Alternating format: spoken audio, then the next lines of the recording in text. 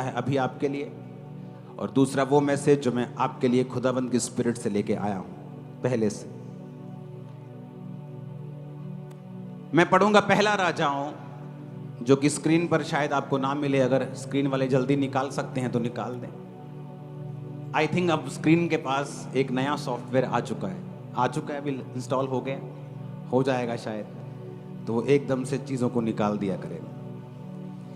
पहला राजाओं उसका एक बाब,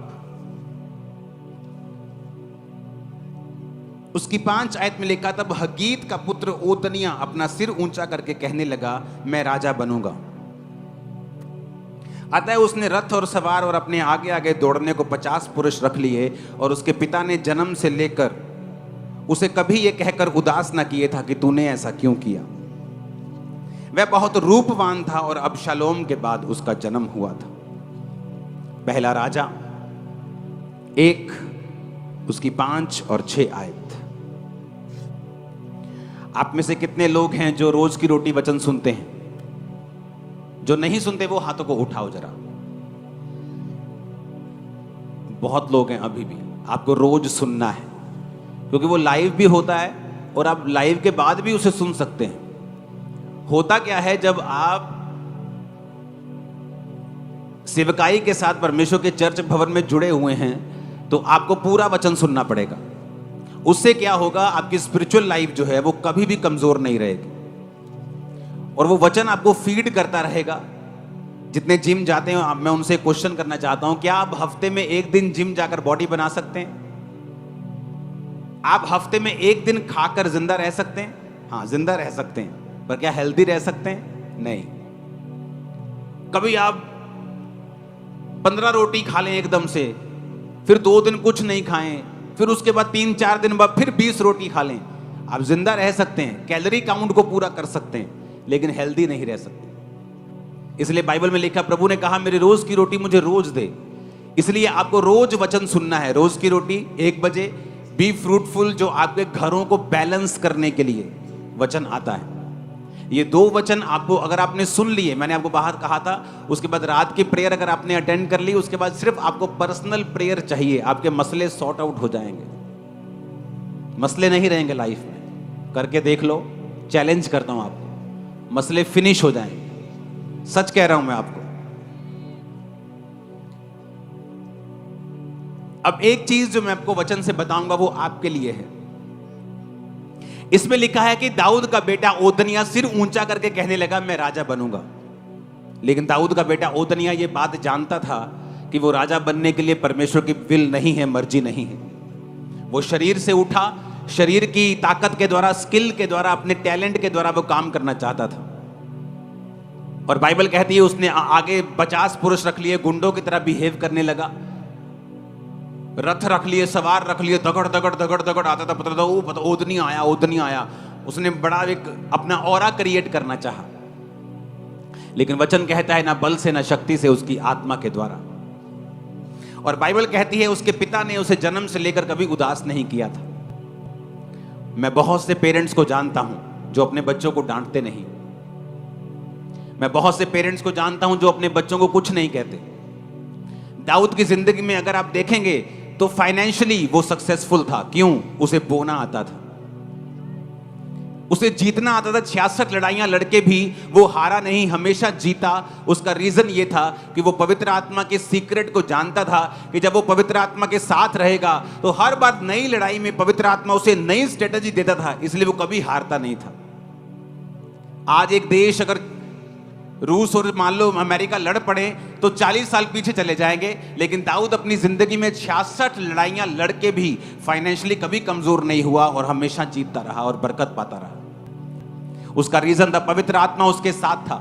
इसलिए जब उसने पाप किया तो परमेश्वर ने उसे सजा दी, और उसने कहा, प्रभु अपने पवित्र आत्मा को मुझसे कभी अलग ना कर, क्योंकि वो दाऊद जानता था कि उसकी जीत का जो सीक्रेट है वो पवित्र आत्मा है। अपने हाथों को उठा, बोलो, परमेश्वर तेरे वचन आज मेरे कानों को खोल दें। ऊंची आवाज में प्रार्थना करो फिर से।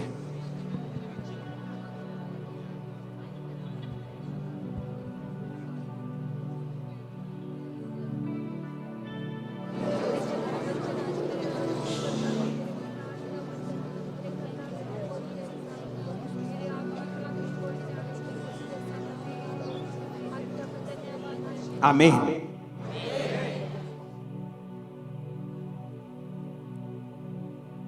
बाइबल को इसलिए लिखा गया है और बाइबल की हर एक घटना को इसलिए लिखा गया है कि हम उससे सीख सकें। बाइबल में किसी भी पाप को छुपाया नहीं गया। मोआब किससे जन्मा था? लूत की अपनी बेटी से, छुपाया नहीं गया। लेकिन परमेश्वर ने कहा मोआब जो पाप से जन्मा है मेरी हुजूरी में कभी ना आए, और मोआबियों से हमेशा परमेश्वर नफरत करता रहा। हर एक इंसिडेंट को, हर एक घटना को बाइबल में लिखा गया ताकि जब आने वाले समय के करोड़ों खरबों विश्वासी इसे पढ़े तो वो इनसे सीख सकें। दाऊद अपनी जिंदगी में हर जगह कामयाब था अपने परिवार को छोड़ के। उसका परिवार एक बहुत बड़ा मेस था, उसका परिवार एक बहुत बड़ी गड़बड़ था। दाऊद का परिवार एक ब्लेस्ड परिवार नहीं था। उसका रीजन था दाऊद का बैतशेबा के साथ पाप करना, हित्ती उरिया को मरवाना, और उसके बाद परमेश्वर का श्राप उसके परिवार के ऊपर आया कि तूने किसी का परिवार खराब किया है, अब तेरा परिवार भी खराब होगा। तूने किसी के परिवार के ऊपर तलवार चलाई है, आज अब से तेरे परिवार के ऊपर भी तलवार चलाई जाएगी। और बाइबल कहती है दाऊद का बड़ा बेटा अबशालोम उसकी अपनी ही टीम के द्वारा खत्म कर दिया गया, क्योंकि उनकी लड़ाई हुई, आपस में बड़ा युद्ध हुआ। और ओदनिया जो फिर दाऊद का दूसरा बेटा था, चौथा बेटा था, वो फिर कहने लगा अब मैं राजा बनूंगा। और बाइबल कहती है दाऊद की एक नेचर के बारे में कि दाऊद ने बचपन से लेके उसको जवानी तक कभी उदास नहीं किया था। ये रीजन था उसका बेलगाम होने का। आज कुछ माएं बच्चों को कुछ नहीं कहती, नहीं जी बच्चा है, पहले बच्चा है कुछ नहीं कहती, नहीं जी जवान हो गया कुछ करना लगे, फिर जवानी में कुछ नहीं कहती, फिर जब बड़ा हो जाता हाथ से निकल जाता फिर वैसे नहीं कुछ कह पाती। पहले अपनी बेटी के पाप को छुपाती रहती, जब पाप सांप सपोला बड़ा होकर अजगर बन जाता है और उनको भी निगल लेता है फिर रोती हैं। आपके पास आज पावर है कि आप दूसरे के घर को खराब कर सकते हो, लेकिन वेट करो आपका भी समय फिर आएगा। आज आपके पास पावर है, आप किसी के पास चोरी कर सकते हो, इंतजार करो तुम्हारा भी समय आएगा जब तुम्हारी चीजें भी चुराई जाएंगी और तुम रोओगे कि हो ये क्यों हो गया, ये कैसे हो गया, क्योंकि तुमने भी चुराया था जब तुम किसी ड्यूटी पर थे। तो जब चुराते हैं तो तब आवाज नहीं आती, लेकिन जब न्याय होने वाला होता है, जब न्याय होता है, तब मालूम होता है कि मेरे साथ वो सब कुछ हो रहा है जो मैंने बोया था। वही मेरे परिवार के साथ हो रहा है जो मैंने दूसरे के साथ किया, वही मेरे साथ हो रहा है जो मैंने अपने बॉस के साथ किया। इसलिए बाइबल कहती है दिया करो तो तुम्हें भी दिया जाएगा। जो कुछ तुम बोओगे वो तो कुछ तुम काटोगे। तुम ज्यादा बोओगे ज्यादा काटोगे। अब तुम देखो तुमने ज्यादा कांटे बोने हैं या ज्यादा फल बोने हैं या ज्यादा गेहूं बोना है, वो तुम देखो तुमने क्या बोना है। आपको ये नहीं मालूम आपके बच्चों के दोस्त कौन हैं, आप एक अच्छे पेरेंट्स नहीं हैं। आपको नहीं पता आपके बच्चों के दोस्त कौन हैं, आप एक अच्छे माता पिता नहीं। आपको नहीं पता आपके बेटी की सहेली कौन है, वो किस परिवार से है, वो क्या करते हैं, वो कैसे बात करती है, क्या उसका चरित्र है, आप एक अच्छी मां नहीं हैं। आपके बच्चे जिन जिन के भी कांटेक्ट में आते हैं, आप उन सबके साथ आपका कांटेक्ट होना चाहिए। वो चाहे छोटे बच्चे हों चाहे बड़े बच्चे हों, चाहे गरीब हों चाहे अमीर हों, कोई फर्क नहीं पड़ता। किसी भी जात के हों कोई फर्क नहीं पड़ता, किसी भी रंग के हों कोई फर्क नहीं पड़ता, लेकिन उनका स्वभाव क्या है, उनके माता पिता का स्वभाव क्या है, वो किस स्वभाव से जीते हैं, ये फर्क पड़ता है। दाऊद ने अपने बच्चों का ध्यान नहीं दिया, कुछ नहीं कहा उनको, और यही कारण था कि फिर ओदनिया मारा गया। क्यों? क्योंकि जब वो खड़ा हुआ तो परमेश्वर की इच्छा सुलेमान को राजा बनाने की थी, तो परमेश्वर ने सुलेमान को राजा बनाया। जब सुलेमान राजा बना तो ओदनिया को मरना पड़ा आने वाले कुछ हफ्तों के अंदर अंदर, क्योंकि वो परमेश्वर का प्लान नहीं था। लेकिन ओदनिया अपने शरीर से, अपनी ताकत से, कोई भी बच्चा फैमिली में बड़ा काम नहीं कर सकता। 50 लोग रख लो, रथ सवार रख लो, लेकिन छोटी छोटी गलतियां उसने की और बाप ने कुछ नहीं कहा। बंदे का, बच्चे का हियाव बढ़ता है, मैंने ये गलत काम किया, मेरी मम्मी ने कुछ नहीं कहा, मैंने ये गलत काम किया, मेरे बाप ने कुछ नहीं कहा, फिर थोड़ा और गलत काम, एक पैग लगा के आया, मां कहती चलो छट्टो चलो छट्टो छट्टो चलो कोई गल नहीं। बच्चा कहता है अच्छा, एक पैग में कुछ नहीं कहा, फिर अगली बार 2 पैग लगा के आता। जब बेटी बोलती नहीं नहीं मम्मी मेरा दोस्त है, बस कल्ला दोस्त ही है, चल कोई गल नहीं, फिर धीरे धीरे वो दोस्त कुछ और हो जाता है, फिर कुछ और हो जाता है। जो सांप उत्पत्ति में सांप था, प्रकाशित वाक्य में अजगर बन चुका है। जब आप अपने बच्चों की छोटी कमियों को दूर नहीं करते, चाहे वो छोटा सा झूठ हो, आपका बच्चा चाहे डर में बोल रहा है या अनजाने में बोल रहा है या उसे सच झूठ के बारे में पता नहीं है, उसे समझाओ, क्योंकि आज छोटा झूठ कल का बड़ा ब्लंडर बन जाएगा और आपको मालूम भी नहीं होगा। आज की छोटी गंदी आदत कल की बड़े कैसे बदल जाएगी आपको मालूम भी नहीं होगा। आज की छोटी छोटी गालियां कल के कैसे कलेश में बदल जाएंगी आपको मालूम भी नहीं होगा। दाऊद के अंदर यह बुरी आदत थी, इसलिए दाऊद का परिवार एक ब्लेस्ड परिवार नहीं था। उसमें लड़ाइयां थी, झगड़े थे, कारण पाप भी था और कारण यह भी था कि दाऊद अपने बच्चों को डांटता नहीं था। अब्राहम को परमेश्वर कहता है ये मेरा दोस्त है, अब्राहम मेरा दोस्त है। पता है क्यों? परमेश्वर कहता है इसलिए ये मेरा दोस्त है क्योंकि मैं जानता हूं कि अब्राहम अपने बाद अपने परिवार को भी मुझ में चलने की आज्ञा देगा। कैसे? जो मर गया वो कैसे आज्ञा दे सकता है? को दे सकता है मरने के बाद आज्ञा, लेकिन अगर आपकी विल होती है ना, वसीयत कि इसहाक के नाम अब्राहम की वसीयत, जब जब इसहाक परमेश्वर में चलेगा और चलता रहेगा मेरी संपत्ति का हकदार होगा। जिस दिन ये यहोवा को छोड़ देगा इसको भूखे नंगे कोई निकाल देना घर से। वो इतना सख्त था। उसने छोटे होते से इसहाक को चलाया था।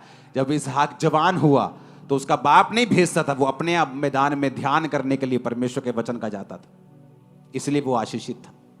उसे अपने युद्ध जीतने आते थे, सरकारों से भी अमीर था, गवर्नमेंट से भी अमीर था, राजाओं से अमीर था। राजा लोग उससे जेलसी करते थे क्योंकि उसने अपने बाप से सीखा था।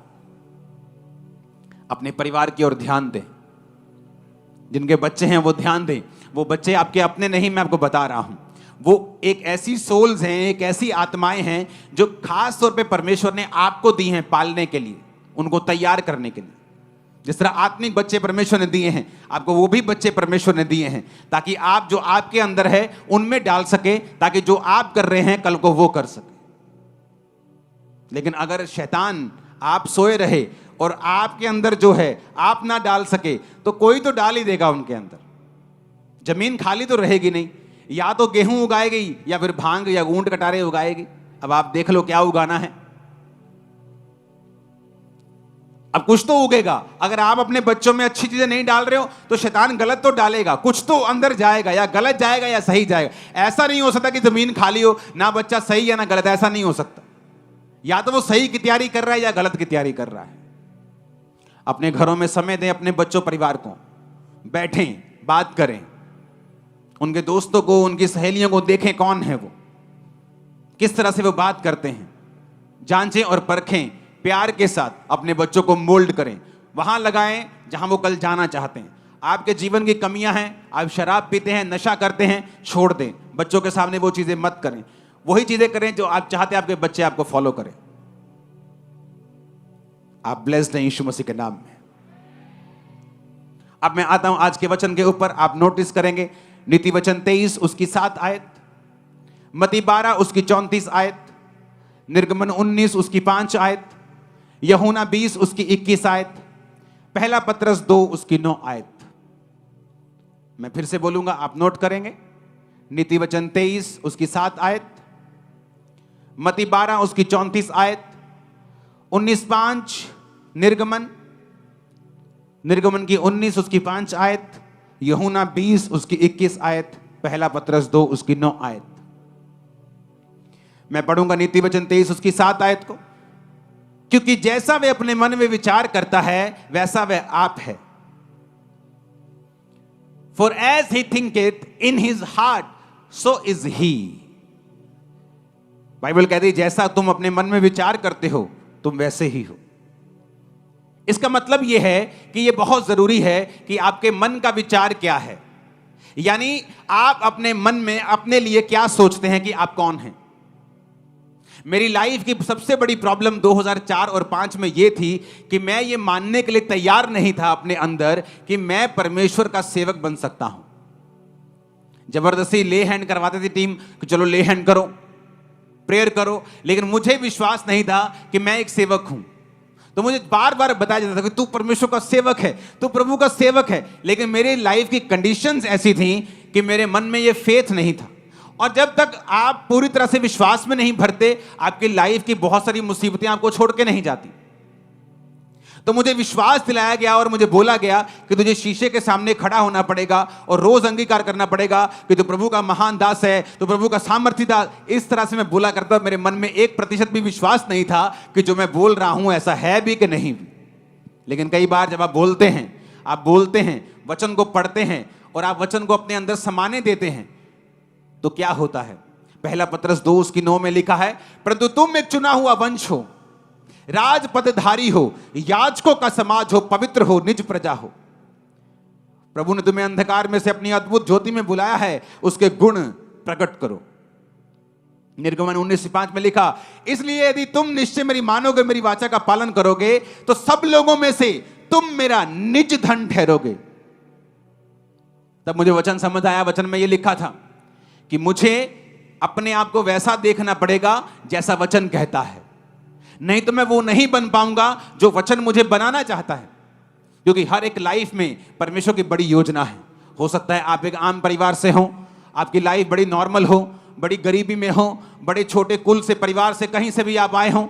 आपको लगता है जो वचन में लिखा हुआ है कि परमेश्वर कहता है, जमीन आसमान का मालिक, कि तुम मेरे निज धन हो, तुम चुना हुआ वंश हो, तुम लोगों में से अलग कर दिए गए हो, तुम याजकों का समाज हो, तुम राजा हो, तुम याजक हो, तुम लोग पवित्र हो, मैंने तुम्हें चुन लिया है। इतनी बड़ी बड़ी बातें जब बाइबल कहती, तो कई बार जब लाइफ की सिचुएशन को देखा जाता है तो वो रियलिटी नहीं लगता। लेकिन अगर हमें रियलिटी पैदा करनी है, सच्चाई पैदा करनी है, आशीष पैदा करनी है, बड़ी बरकत अपनी जिंदगी में से पैदा करनी है, हमें सहमत होना पड़ेगा वचन के साथ, जो वचन कहता है। इसलिए बाइबल में लिखा है, जैसा तू अपने मन में विचार करता है वैसा ही तू है।